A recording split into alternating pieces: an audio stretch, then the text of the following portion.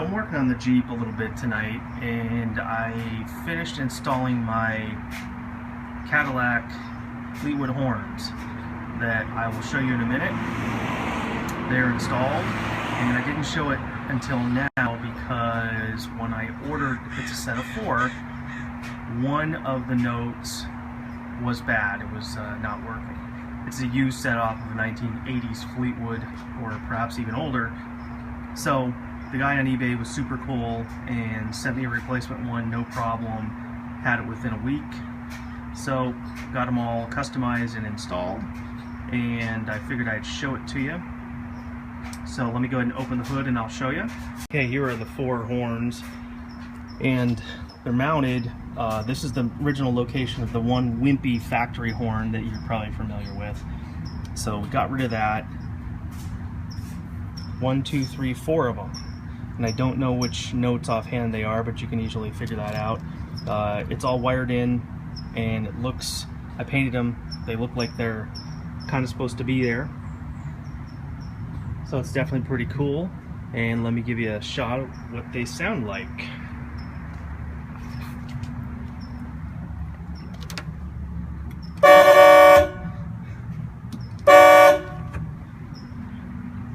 So you can see they're pretty loud.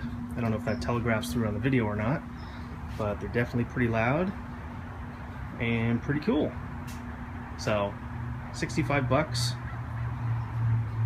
Had an old Wrangler that I did this 2 years ago, and I really liked it because it's one of those things that not very many people do.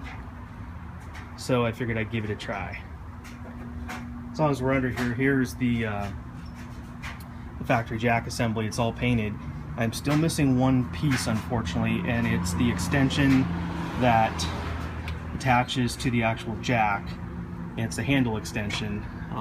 It is this piece right here, and I'm having a really difficult time trying to find that.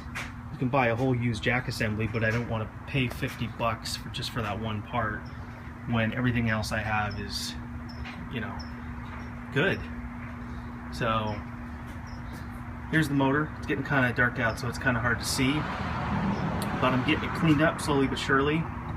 See the painted valve cover, and just been cleaning everything off, and painted the top of the radiator because the paint was all coming off. I mean, it's just the little things like that.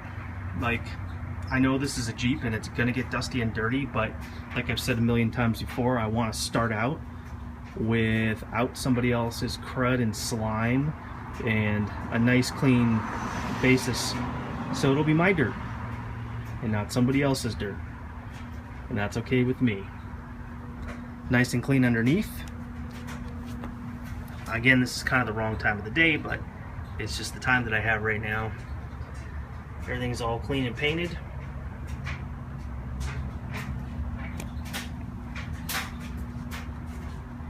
Got no leaks, with the exception of the power steering pump, which has a pretty bad leak, which I've known about since I bought this thing, but I just need to you know, come up with another 100 bucks to buy all the stuff I need, but that's gonna have to wait because I got another project in the works, which I will share with you when the time is right. So for right now, I'm thinking actually I want to put a, not tonight, but soon, an LED strip under this hood, because you can see that there's no light. It is wired for a factory light. That's the pigtail right there. I don't know if you can see it, but everybody knows those factory lights are really dim, and the mercury switch goes out in them, so they don't end up working after a while. So I think I'll probably wire up a waterproof switch and an LED strip, and that'll be good. But really happy with the Jeep, super happy with the way the top turned out.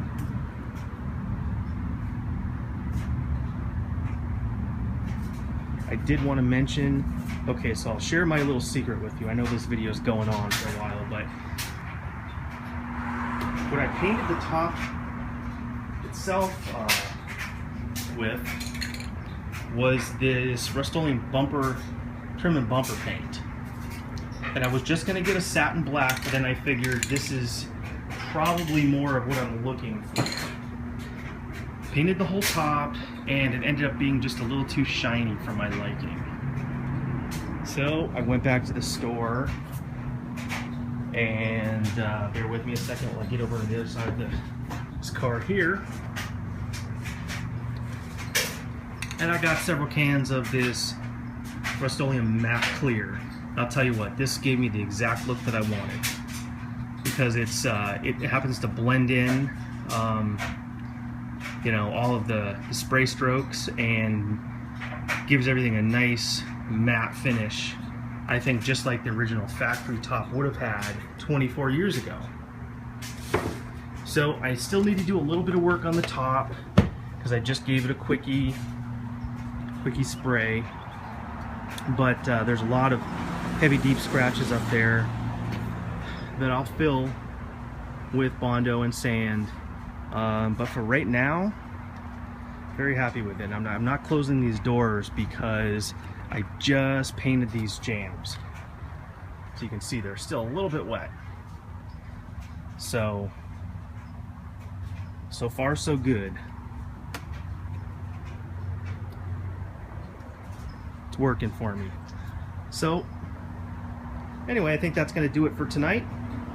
Thanks for watching, and we'll catch you on the flip side.